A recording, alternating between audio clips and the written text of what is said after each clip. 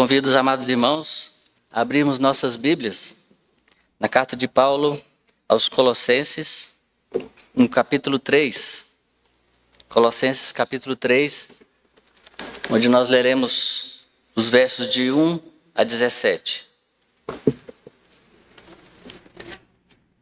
Colossenses 3, de 1 a 17. Assim diz a palavra do Senhor. Portanto, se fostes ressuscitados juntamente com Cristo, buscai as coisas lá do alto, onde Cristo vive, assentado à direita de Deus. Pensai nas coisas lá do alto, não nas que são aqui da terra. Porque morrestes, e a vossa vida está oculta juntamente com Cristo em Deus. Quando Cristo, que é a nossa vida, se manifestar, então vós também sereis manifestados com Ele em glória.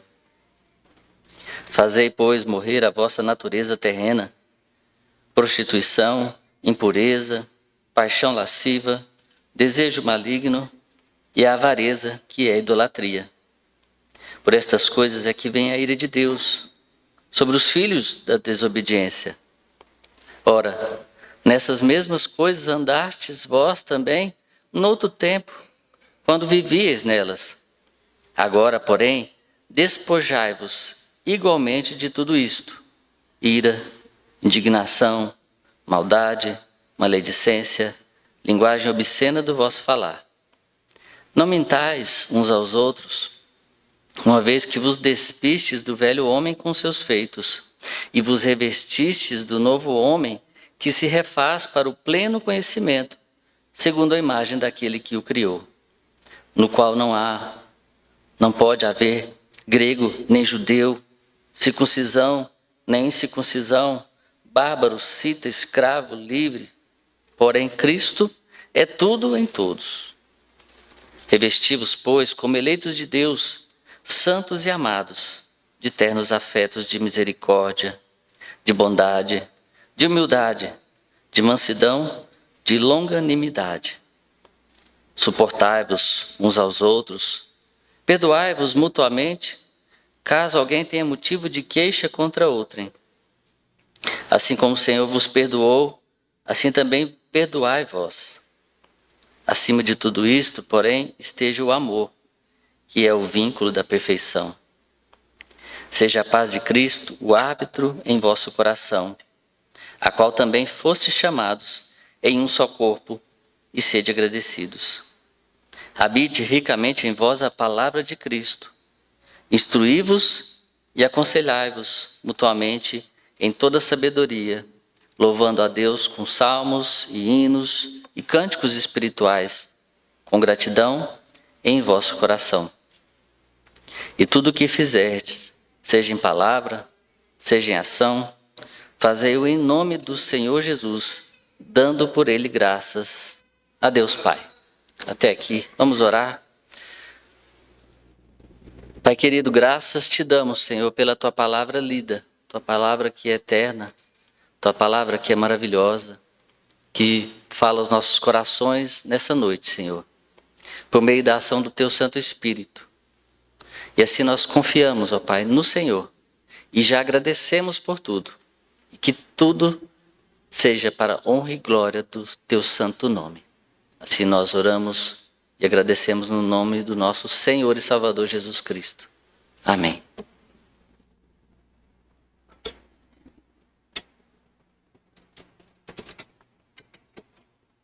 Meus irmãos, eu já vou anunciar o tema dessa noite.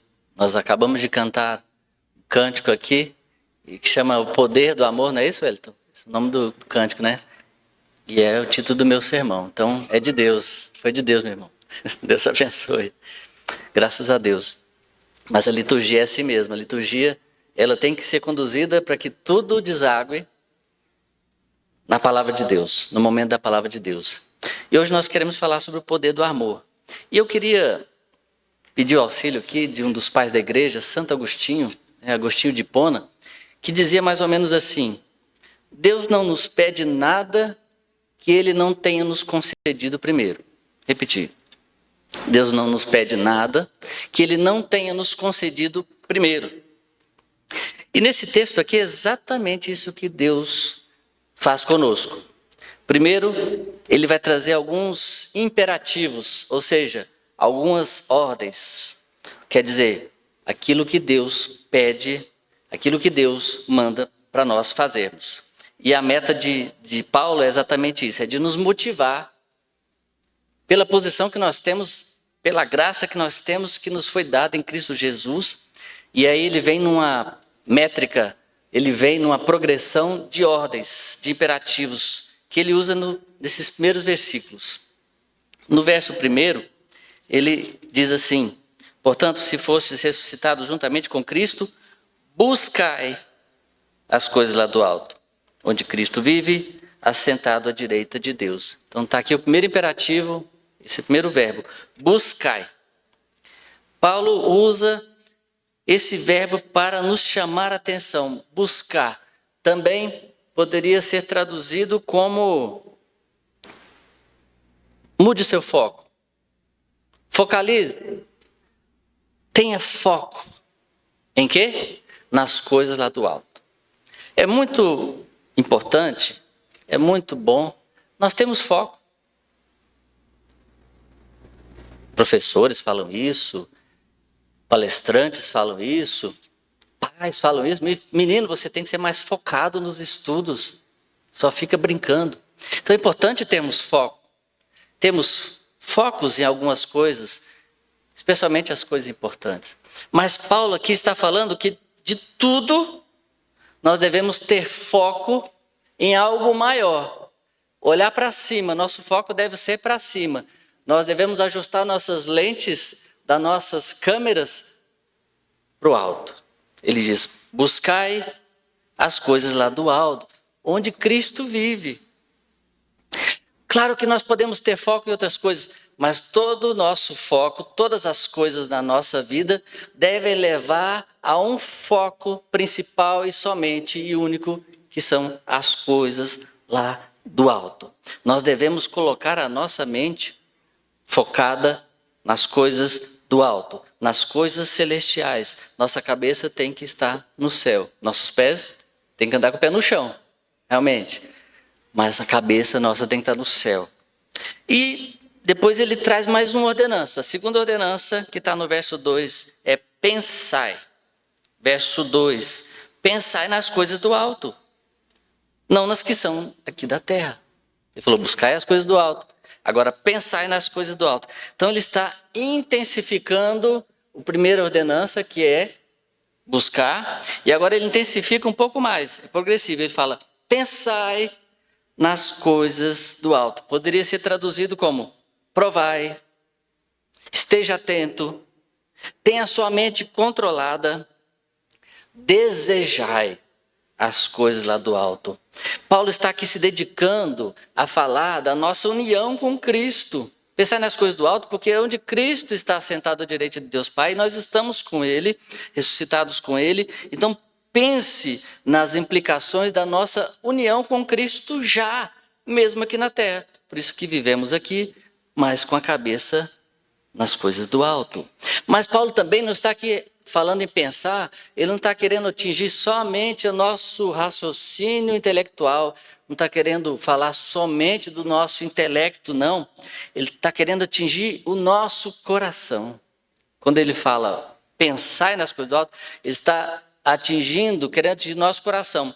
E quando a Bíblia fala sobre coração, ela está falando também da mente. Quando a Bíblia fala de coração, está falando de mente, vontade e de emoções. Então, coloque a sua mente, a sua vontade, as suas emoções nas coisas lá do alto. É interessante esse movimento, essa progressão que Paulo fala, e Paulo está tentando aqui mexer com a gente, e mexer com as nossas emoções. Por isso que não é só o intelecto, por isso que não é só a razão, mas as emoções também. E houve um caso interessante, para a gente fazer uma analogia aqui, um exemplo, de um sobrevivente dos Estados Unidos do furacão Katrina. E aí esse sobrevivente foi entrevistado, e então o entrevistador perguntou, o que aconteceu? Então ele disse o seguinte, na mesma tonalidade de voz: eu pensei que eu pudesse mantê-la do lado de fora, mas em seguida a água começou a entrar. Em menos de 5 minutos encheu a casa até o teto. Ela me levou até o sótão e então continuei subindo. Mas eu fiz um buraco para fora do telhado, para não me afogar. Ele descreveu todo o acontecimento, parecendo que ele estava lendo num tom somente. Mas quando ele lembrou que ele estava tentando fugir para não se afogar, aí suas palavras mudaram. Ele falou, para não me afogar. Parecia que ele estava revivendo aquele momento, que ele estava tentando salvar a sua vida. E essa emoção dessas palavras, para não me afogar, o peso dessas palavras que teve para aquele homem, que toda vez que ele vai lembrar daquele momento, essas são as palavras que Paulo está falando. Que a gente pense nas coisas do alto, de quando Jesus Cristo nos resgatou do inferno, da morte eterna. E Ele nos resgatou lá em cima, quando a gente estava no fundo do poço, para eu não me afogar, para me salvar. É isso que Paulo está falando. Pense nessas coisas, busque estas coisas. Mas antes que nós disséssemos para Paulo, antes que nós possamos dizer para Paulo, sim, ok, ele nos agarra pelo colarinho para ver se a gente realmente está entendendo e fala, atente para esta realidade. Você morreu e sua vida está oculta com Cristo em Deus e quando Ele aparecer, você estará com Ele em glória. Entendeu agora? Ele dá uma chacoalhada na gente. Que parece que a gente está... Às vezes a gente lê esse texto milhares de vezes e não... Tanto fez, não mexe com a gente. Mas se a gente estudar a palavra, se a gente entranhar e buscar o sentido das palavras, dos verbos, por isso é importante vir para a escola dominical, por isso que é importante estudar as palavras, cada palavrinha tem seu significado, tem sua importância. As palavras não foram jogadas aqui de forma aleatórias. Essas palavras são a palavra de Deus. Palavra de Deus. Então nós temos que prestar atenção nessas palavras. E aí o terceiro imperativo, que eu falei que vinha na progressão. Só vai aumentando a atenção, só vai aumentando a emoção. Agora ele fala, matai. Verso 5. Fazei, pois, morrer a vossa natureza terrena. Fazei, pois, morrer a vossa natureza terrena. Quando nossos corações são tomados por essas realidades celestiais, quando a gente busca, quando a gente pensa, e aí, gente, agora tem que obedecer, continua obedecendo a Deus, e agora ele fala, fazei, pois, morrer a vossa natureza terrena. Essa palavra, no português, na nossa tradução, talvez não traduza com tanta intensidade. A outra tradução, que é da King James, ele diz, mortificai os vossos membros que estão sobre a terra. Mas ainda fazer morrer ou mortificar, mesmo que sejam termos nobres da nossa teologia, eles ainda podem fazer você passar despercebido e não chegar numa compreensão maior da intensidade desta ordem. Talvez fosse melhor traduzido, mate a sua natureza terrena. Esse é o único assassinato que é permitido. Esse é o único matar que é permitido que não fere o sexto mandamento. Lembra que o sexto mandamento é não matarás. Aqui está permitido. Matar a sua natureza terrena. O seu ego. É isso que Paulo está falando. As consequências do pecado, meus irmãos, levam as pessoas à morte. As consequências do pecado levam à morte. Então não trate o pecado de forma diferente de como ele trata você. O pecado quer te levar para a morte, para o buraco, para você morrer afogado. Então não trate o pecado de forma leviana, irresponsável, leve. Mate-o, assim como ele quer te matar. Mate-o antes que ele o prive da vida abençoada que Deus tem para você todos os dias. Segunda, a domingo. Tem outra analogia que eu quero trazer. Eu gosto muito de assistir filmes. Os jovens que me acompanham sabem disso. Tem um filme chamado 127 Horas, que é baseado em fatos reais. É de um jovem que, numa tarde de 26 de abril de 2003, um alpinista, enquanto ele atravessava o cânion, ele se lançou de um lado para o outro da rocha, pulando ali uns 3 metros. Só que nesse salto de 3 metros ele caiu. E o seu movimento fez cair uma pedra de 800 quilos que esmagou a sua mão. E ele ficou ali preso, ele não conseguia sair, porque essa pedra estava prendendo a sua mão, 800 quilos. E ele ficou 6 dias preso ali até conseguir se livrar e achar ajuda. E ele ficou à exposição do sol, se desidratou, e aí ele então percebeu o que tinha que fazer para viver. E aí ele então escreveu, depois ele escreve isso depois vira até filme, ele diz o seguinte, ele descreve a decisão que ele teve que tomar, trágica. Eu acertei meu polegar com a lâmina da faca 2 vezes. Na segunda aguilhada, a lâmina perfurou a epiderme como se estivesse mergulhando em manteiga numa temperatura ambiente, produzindo um assobio intrigante. O som de gases escapando não parecia coisa boa.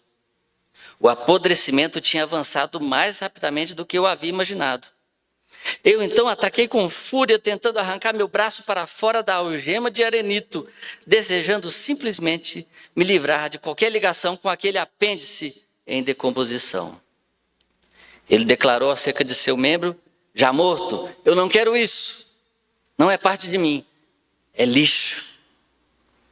Ele cortou a sua mão, se livrou e escapou. Ele escreveu mais tarde aqui dessa experiência, sobre a experiência, dizendo: para mim a amputação foi a experiência mais linda que eu jamais teria na minha vida, porque se ela se contrasta com estar morto na minha sepultura por 6 dias, para depois ter a minha vida de volta. Ele fala então que esse arrancar a mão, esse cortar a mão, que significava entre a morte e a vida dele, ele preferiu perder o membro. Está lembrando de um outro texto, né? Faz a gente lembrar de outro texto, né? Corta aquilo que te faz pecar. Então, ele preferiu perder a mão do que perder a vida. Mas essa história impactante, depois vocês podem ver o filme 127 Horas, mas essa história impactante, tão forte, intensa, ela não chega aos pés que a linguagem que Paulo usa. A linguagem de Paulo é muito mais forte e intensa, que ele fala: matai a vossa natureza terrena. Corte essa mão aí que está fazendo você pecar, que te está levando para o buraco e está te levando para a morte. Corta e joga fora. É lixo.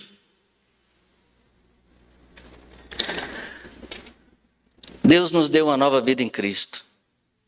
E não deixe, meus irmãos, que o pecado e o diabo estraguem a sua nova vida. Ame a sua vida em Cristo o suficiente para fazer morrer tudo aquilo que te afasta de Jesus Cristo. E ele continua dizendo que por causa do pecado, a ira de Deus vem sobre os filhos da desobediência. Ou seja, está falando dos filhos da desobediência, são os não regenerados. Porque só existem 2 tipos de pessoas no mundo: os regenerados e os não regenerados. Os filhos de Deus, os filhos do diabo. Os filhos da desobediência e os filhos da obediência. Mas não pense que o pecado, embora não podendo apagar o poder do amor de Deus que habita em nós,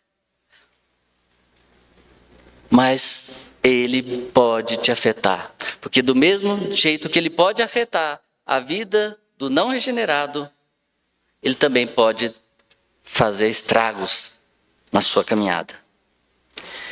Agora, lembram-se daquela frase inicial que eu falei? Deus não nos pede nada que ele não tenha nos concedido primeiro. Agora eu vou, já que Deus pediu, né? Tem aqui 3 petições, vocês guardaram aí? Pensai, buscai e matai. Fácil, né? Decorar. Já que ele pediu, ele vai mostrar que ele nos deu já condições de fazer tudo isso. Primeiramente, o poder do amor de Deus, ele nos dá poder. Por quê? Poder para aquilo que Deus nos concede. E o primeiro poder que Deus nos dá é a sua fé. O poder está na sua fé. Verso 1, ele diz que nós fomos ressuscitados juntamente com Cristo. Você crê nisso? Fostes ressuscitados juntamente com Cristo. Está aí o primeiro poder, que é seu já. Poder da sua fé. Se nós temos de lutar uma batalha, de que modo que nós devemos estar armados para lutar uma batalha? O verdadeiro poder para lutar uma batalha não é só da mente, uma batalha não é vencida só na mente, não é um poder só intelectual, racional, mas é com a fé de que podemos ter vitória na batalha. Você deve crer que você pode ser aquilo que Deus te criou para ser, antes da fundação do mundo. E Ele te criou para fazer boas obras. Então você tem que crer que você pode ser aquele a quem Deus escolheu para fazer boas obras. Por quê? Você foi ressuscitado com Cristo, que está sentado à direita de Deus Pai. Significa que o Senhor ressuscitado está intercedendo junto ao Pai por você, a fim de prover tudo aquilo que você precisa. Além disso, o poder da ressurreição de Cristo preenche todo o nosso ser. Tudo o que você precisa para vencer a morte já foi ganho lá na cruz do Calvário. Está consumado, quando Jesus disse, está consumado. O poder da ressurreição que há em Cristo Jesus, como Ele ressuscitou, está em nós. Mas o diabo quer fazer você não acreditar nisso. Ele quer dizer para você que você não tem poder nenhum, que você é um fraco pecador, que você não dá conta de nada, que você não pode fazer nada. Mas são mentiras destinadas a te desencorajar, meu irmão, e te enfraquecer e diminuir a sua fé. Mas a Bíblia ensina que aquele que está em nós é maior do que aquele que está no mundo. 1 João 4,4. A criatura que um dia você foi, que não era capaz de resistir ao pecado, está morta. Verso 3, porque morrestes, e a vossa vida está oculta juntamente com Cristo em Deus. Você já morreu para o pecado, a velha criatura já morreu, você agora já é nova criatura. Você é uma criatura e o poder do Espírito Santo lhe dá poder para resistir ao pecado. Por Cristo na cruz do Calvário, ali, Ele nos livrou de 3 P's. Letra P, para você decorar também. Nos livrou de 3 P's. Nos livrou da pena do pecado, ou seja, da culpa do pecado. Nos livrou do poder do pecado. E nos livrou da presença do pecado. Esse da presença, já, mas ainda não. Já, mas ainda não. Mas já. Essa é a escatologia, né? Já, mas ainda não. Mas o poder, o segundo P, que é poder sobre o pecado, Ele já nos deu aqui e agora. O pecado não tem mais domínio sobre você. Isso significa que você pode ter vitória na sua vida. As batalhas que você deverá lutar, você poderá vencer. O amanhã não tem que ser como ontem. Você não precisa ficar olhando para o passado. Você não precisa ficar olhando para o seu velho homem, olhando para o seu passado e relembrando e chorando. Olha o que eu fiz, olha como é que eu era, o que eu sou. Você não é mais aquilo. Você agora é nova criatura. As coisas velhas já passaram. Agora você vai olhar para frente, pensando nas coisas do alto, olhando para o alto, buscando o alto, matando aquele velho homem lá de trás. Deixa ele lá atrás, morto lá no Grand Canyon. Aquela mão, lixo. Onde há tamanha fé, onde há tamanha confiança, há sempre a vitória. Porque a vitória reside no poder de Deus, o poder que Ele te deu. Os puritanos, às vezes, falavam sobre vida cristã obediente como caminhada de fé. E às vezes a gente fala isso, não é interessante? Nossa vida é uma caminhada de fé, uma jornada de fé. E aos nossos ouvidos pode parecer às vezes puritano demais, às vezes espiritual demais. Fica parecendo, às vezes a gente fica pensando que é como se você tivesse que fazer feitos extraordinários para atingir essa vida de fé, de obediência. Fica parecendo quase que você tem que caminhar sobre as águas, tem que pisar, passar no fogo e não queimar os pés. Fazer algo extraordinário, levitar. Não, nada disso. A caminhada de fé que os puritanos falam envolve lidar com a vida, com a fé, como a de uma criança. Como Jesus nos ensinou lá em Mateus 18:3, ele disse: em verdade vos digo, se não vos converterdes e não vos tornardes como crianças, de modo algum entrareis no reino dos céus. É simples assim. É crer em Jesus e aceitar a sua palavra. É como uma criança acredita naquilo, tudo que o pai fala. Temos que ser como criança, acreditar tudo que o pai fala, que é a sua palavra. Simples assim. Não precisa soltar raio pelos olhos, nem nada. Nem pisar no fogo, nada disso. O texto diz que você é uma nova criatura, que o poder da ressurreição está em você, e que ele ouvirá a sua oração, que ele ensinará a sua palavra, que o seu Espírito já lhe deu a vontade e o poder para fazer o que lhe agrada, e que a igreja está aqui para te ajudar. Olha que maravilha. Você não está nem sozinho. Tem uma multidão de pessoas aqui, para te ajudar, para me ajudar, para nos ajudar a resistir ao pecado. Isso é poder. E quando a gente está junto, é mais poder junto. Amém? Deus não nos chama a demonstrar nenhuma energia, atividade ou zelo extraordinário, mas o seu poder acompanha essa fé. Se você acredita nessa fé, nesse poder, se você acredita na sua união com Cristo, você tem poder espiritual. Segundo poder que é nos dado, o poder também está em suas lutas. Verso 5. Ele fala: fazeis, pois, morrer a vossa natureza terrena. E aí ele vai citar alguns pecados, daqui a pouco eu comento um pouco mais sobre esses pecados. Mas aqui ele está tratando de luta. De luta. Paulo aqui começou falando da nossa posição em Cristo Jesus. E aí, quando ele fala da nossa posição em Cristo Jesus, ele usa o verbo no pretérito, ou seja, no passado. Ele diz: fostes ressuscitados e morrestes. Mas agora os imperativos estão no presente. Ele diz: buscai as coisas do alto, pensai nas coisas do alto, fazei, pois, morrer a vossa natureza terrena. E todas essas palavras, todos esses imperativos, nos fazem entender que há uma luta, há uma guerra, há uma batalha. A guerra contra o pecado não acabou. Lembra que eu falei do terceiro P? Que a presença Jesus nos livrou da presença do pecado. Já, mas ainda não. Já seremos livres lá no céu. Isso é certo. Mas ainda, enquanto vivemos aqui, ainda estamos sujeitos à nossa natureza pecaminosa, à tentação do pecado. Ou seja, há batalhas a enfrentar. A guerra contra o pecado ainda não acabou. A luta não acaba aqui. Já sabemos quem ganha no final. Já, mas ainda não. Você já sabe quem vence. É igual você assistir um jogo de futebol e você já sabe o resultado. Já sabe que seu time venceu. Flamengo.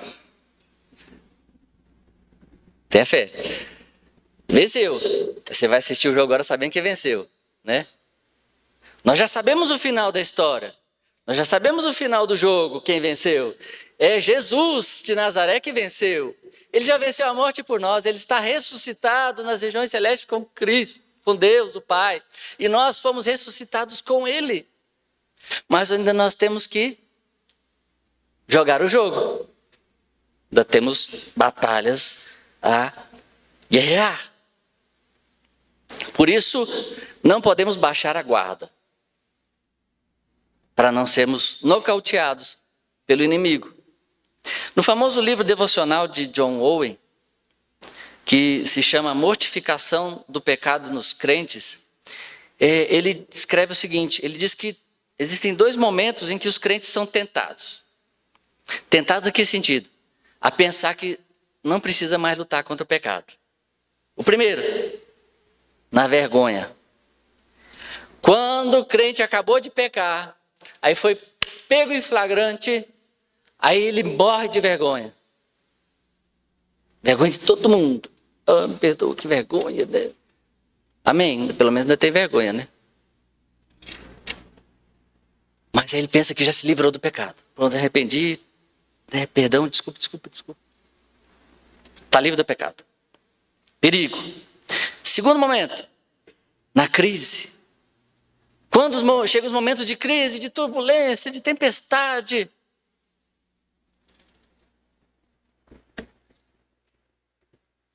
Aí você busca Deus nessas horas, né? Na hora da morte. Tem gente que só busca Deus na hora da morte. E aí nesse momento de tragédia, de problemas, aí você toma a decisão, vou abandonar meu pecado. Senhor, nunca mais eu faço isso. Pronto, me livrei do pecado. São 2 momentos perigosos, que nós somos tentados a achar que nós já vencemos o pecado.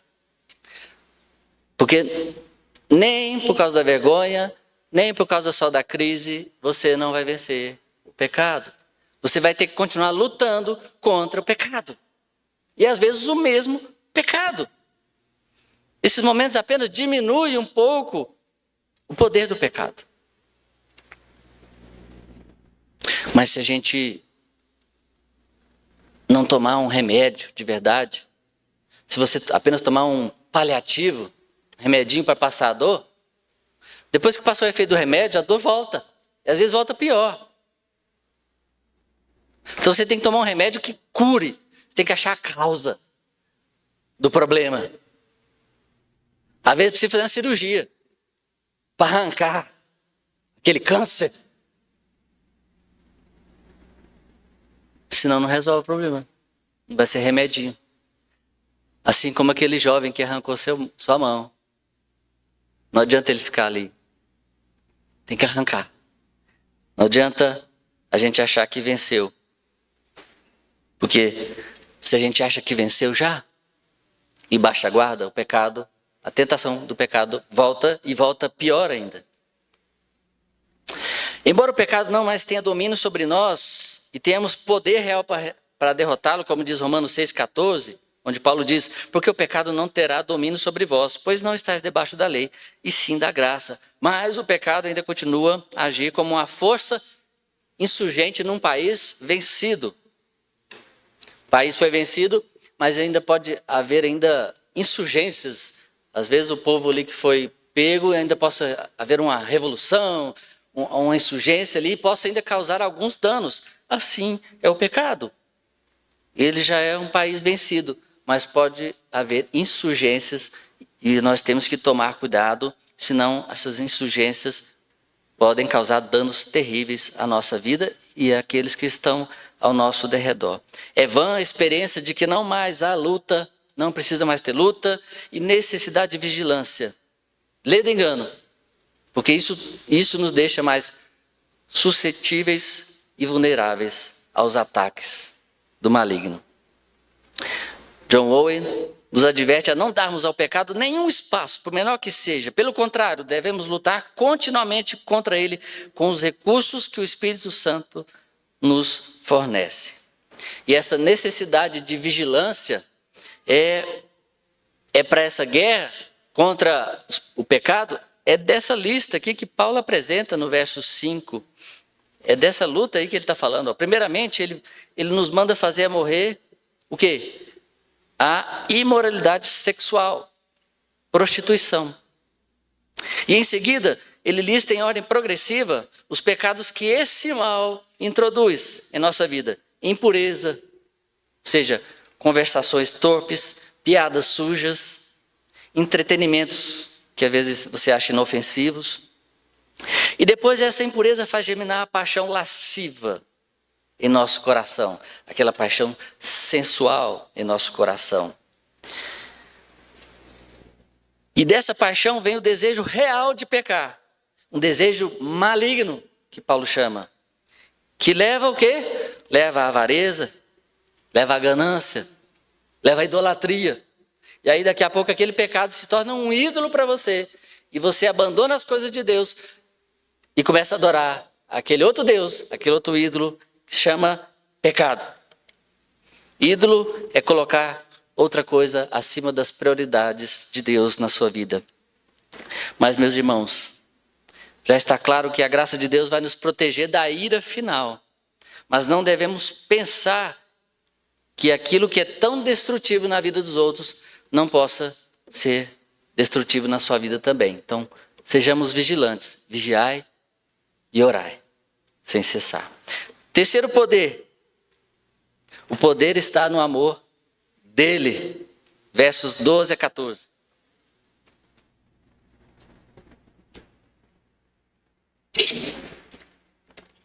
(12 a 14). Revesti-vos, pois, como eleitos de Deus, santos e amados, de ternos afetos de misericórdia, de bondade, de humildade, de mansidão, de longanimidade. Suportai-vos uns aos outros, perdoai-vos mutuamente, caso alguém tenha motivo de queixa contra outrem. Assim como o Senhor vos perdoou, assim também perdoai vós. Acima de tudo isto, porém, esteja o amor, que é o vínculo da perfeição. O poder está no amor de Deus. Nós temos o poder da nossa posição, estamos ressuscitados com Cristo, e aí nós temos o poder da fé. Mas qual o motivo para nós exercermos ele? Esses dois poderes. Qual o motivo? Paulo responde apontando para o poder do amor. A ordem de dependência e de obediência são fundamentais para a compreensão do amor implícito aqui nessa passagem. O chamado à santidade, que é fazer morrer a vossa natureza terrena, mortificar a carne, cortar aquilo que te faz pecar, é baseado na sua posição anterior. Essa obediência é baseada numa posição anterior nossa. Nunca nossa posição é baseada na nossa obediência. Você não pode inverter essa ordem. A nossa obediência é baseada por causa da nossa posição. Que é onde? Ressuscitados com Cristo Jesus. Salvos pela graça. Aí agora eu obedeço. Só que você não pode mudar essa posição de quem? O que fazer para ser. Ou seja, eu vou fazer para ganhar a salvação. Vou fazer para Deus me amar mais. Não. Ele já te ama tanto que não tem mais jeito de amar mais. E agora então eu vou obedecer. Nunca inverter essa ordem. Eu obedeço porque Ele me ama. E eu amo porque Ele me amou primeiro. Amém? Devemos pensar nas coisas do alto porque estamos mortos. Devemos mortificar a carne porque já estamos vivos para Deus e surgiremos com Ele em glória. Mas Paulo não está apenas preocupado comigo somente, nem com você somente. Ele não está preocupado só conosco individualmente. Ele quer nossa posição em Cristo, nos motiva a refletir o amor de Cristo por nós, nos nossos relacionamentos. Viu onde Paulo queria chegar? Paulo falou tudo isso para chegar aqui, no amor. O amor de Deus e o amor ao próximo. No verso 8, ele adverte contra a progressão do pecado em nossa comunidade, exortando os crentes a se livrarem da ira, indignação, maldade, maledicência e linguagem obscena. Por quê? Ele fala, porque elas levam a enganos. Verso 9, não mintais uns aos outros. Mas devem ser substituídos por outras coisas. Lá no verso 12. Substituídas por ternos afetos de misericórdia, de bondade, de humildade, de mansidão, de longanimidade. Interessante que esses últimos traços refletem exatamente o caráter de Cristo. Reparou? Esses últimos traços refletem exatamente o caráter de Cristo Jesus. E esse Cristo Jesus que habita em nós. E através de nós, Ele nos ensina a perdoar e amar uns aos outros, assim como ele nos perdoou e nos amou. A fim de que nós alcancemos uma unidade, para que sejamos um. Não sejamos muitos, mas sejamos um em Cristo Jesus. E ele diz que não pode haver acepção de pessoas. Você não escolhe quem você faz isso. Lá no verso 11 ele diz, no qual não pode haver grego, nem judeu, circuncisão, nem incircuncisão, bárbaro, cita, escravo, livre. Porém, Cristo é tudo em todos. Então não é você que escolhe. Eu só vou gostar do fulano. Só vou gostar da fulana. Não. Todos. Porque Deus amou você, Ele não fez acepção de pessoas. Então, resumindo, Paulo nos adverte a rompermos com qualquer processo que nos prive da bondade de Cristo em nossas vidas, mesmo nos estágios iniciais, a imoralidade, idolatria. E não devemos deixar em nenhum momento o diabo levar vantagem sobre nós. Ele é poderoso, ele é mais forte que a gente. Mas o nosso Deus, que habita em nós, é o Todo-Poderoso. Ele é muito maior. E esse Deus que habita em nós, ele tem o poder. E nos dá o poder para vencer Satanás e as suas tentações. Amém? Essa passagem demonstra que os imperativos de Deus, ou seja, o que você deve fazer, é baseado no indicativo de Deus. É baseado no quem nós somos. Nós obedecemos porque somos do Senhor. Nós não nos tornamos do Senhor porque obedecemos. O Senhor Jesus Cristo nos ensinou o poder de tal motivação, lá em João 14,15. Se me amais, guardareis os meus mandamentos. A graça, que é o poder de Deus na nossa vida, na nossa caminhada de fé, é tudo o que nós precisamos e tudo o que nós temos. Poder do amor de Deus. Saber quem somos em Cristo Jesus nos dá poder para viver como Deus nos criou e nos planejou para ser. Amém? Concluindo, meus amados, o poder de saber quem você é está muito bem retratado em um outro filme. Perdão, mais um filme, só para terminar. A Luta pela Esperança. É um filme de luta, de boxe, é um drama. E esse drama é sobre um lutador falido chamado James Braddock, que se esforça para continuar trabalhando no período da Grande Depressão nos Estados Unidos. E ele tem que cuidar da esposa, dos filhos. Então ele resolve voltar a lutar. Depois de uma certa idade, já todo duro, todo cheio de artrite, ele resolve voltar a lutar. E então ele volta a lutar e aí começa a vencer, até que ele chega a disputar o título mundial com o grande lutador da época, muito mais jovem que ele, mais forte, um atual campeão, que havia matado 2 homens no ringue. E ele então decide lutar pelo título, mesmo sabendo dos perigos. E então, na noite da luta, ali no vestiário, na tensão da luta, naquela luta que poderia ser a luta final da sua vida, a sua esposa tenta entrar para falar com ele e tentar impedir ela para não desconcentrar, e ela, com um olhar fulminante sobre o ajudante dele, sai da minha frente, eu vou falar com meu marido. Então ela entra e ela diz palavras para o marido dela que são as seguintes: apenas se lembre de quem você é. Você é o Bulldog, o orgulho de Nova Jersey. Você é a esperança de todo mundo, o herói das crianças. Você é o campeão do meu coração. O final do filme eu não vou contar, para não dar spoiler, tá bom? Depois vocês assistem, a luta pela esperança. Mas a mensagem que fica é a seguinte: lembre-se de quem você é e lute. Lembre-se de quem você é e lute. As palavras de Paulo aqui nesse texto ecoam esse tipo de motivação. Paulo não esconde que nós devemos lutar, de que é uma batalha pela santidade, e ela é desafiadora e intensa. O inimigo é cruel, como um leão furioso que anda ao derredor procurando a quem quer tragar. Mas ele nos chama à luta com a lembrança de quem somos.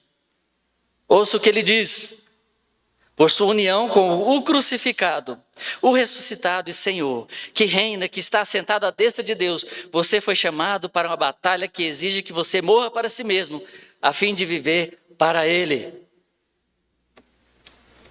E essa batalha exigirá sua fé em Jesus Cristo.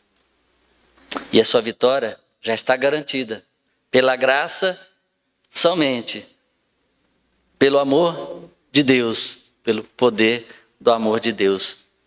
E Ele já te deu o poder para cumprir tudo aquilo que Ele te pede. Ele colocou o coração do campeão dele, que é Jesus Cristo, no nosso coração. Então nós temos o coração de um campeão, que é Jesus Cristo. Mesmo que Deus saiba dos seus pecados e das suas fraquezas, mas Ele diz, lembre quem você é e lute. Como está escrito, por amor de ti, somos entregues à morte o dia todo. Fomos considerados como ovelhas para o matadouro. Em todas estas coisas, porém, somos mais que vencedores. Por meio daquele que nos amou. Por meio daquele que nos amou. Porque eu estou bem certo de que nem a morte, nem a vida, nem os anjos, nem os principados, nem as coisas do presente, nem do porvir, nem os poderes, nem a altura, nem a profundidade, nem qualquer outra criatura poderá separar-nos do amor de Deus que está em Cristo Jesus, nosso Senhor. Romanos 8, 36 e 39.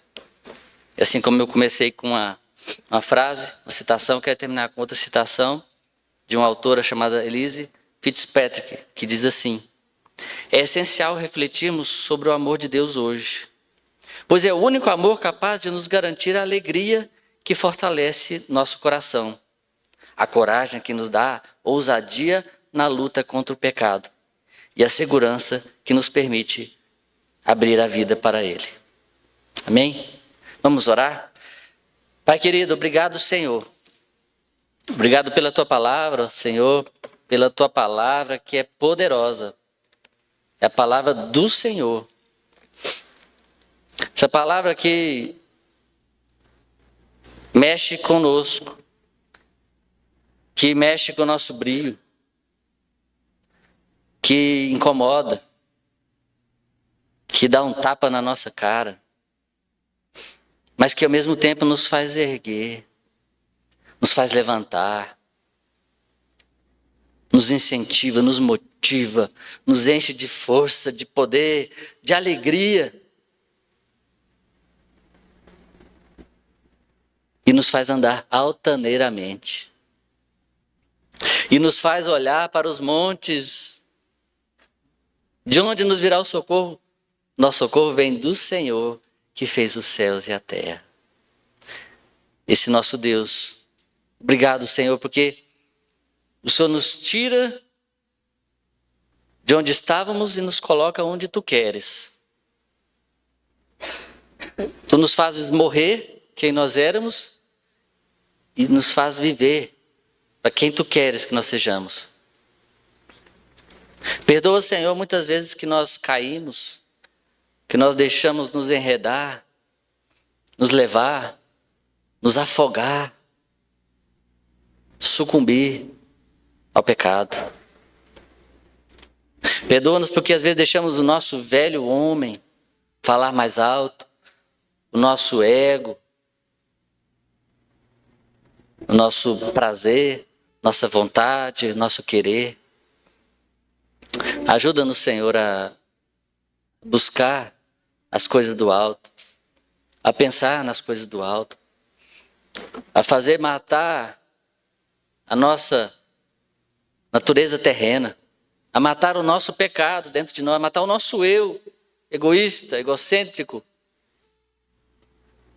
para que o Senhor Jesus Cristo cresça dentro de nós, para que nós possamos espelhar o rosto de Jesus, a Tua face para as pessoas e demonstrar esse poder, poder que vem do alto, poder do amor, do Teu amor, que nos amou com amor eterno, para que nós também amemos para que nós também perdoemos, assim como o Senhor também nos perdoou em Cristo Jesus. E para que todos nós aqui, nessa igreja, Senhor, todos que estão aqui nessa noite, e aqueles que ainda vão vir, que o Senhor vai trazer ainda, que sejamos todos um só. E que Cristo seja um em todos nós. Essa é a nossa oração que nós fazemos, confiados no poder do teu amor e em nome do teu Filho Jesus Cristo. Amém.